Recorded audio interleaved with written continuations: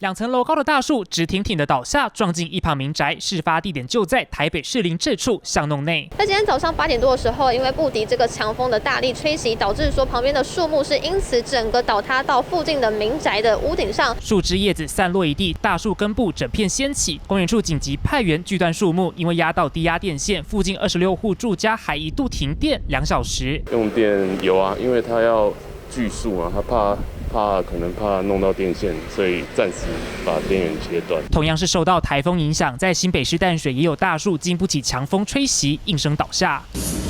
承受不住台风带来强劲风势，淡水真理大学校园内的大树被连根拔起，直接压到路边轿车，占据整条街道。这个地点刚好就在淡水知名景点小白宫旁边的教士会馆。初步研判，除了风势过大，这棵大树罹患禾根病，危害树木根部，也是倒塌主因。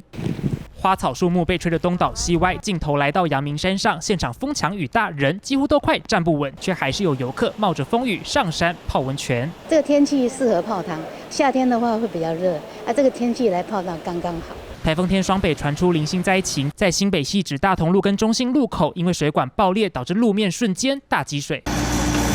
大型机具到场开挖，自来水公司紧急派员抢修，警方也在路口疏导交通。虽然台风逐渐远离，但带来的灾情已经让相关单位人员疲于奔命。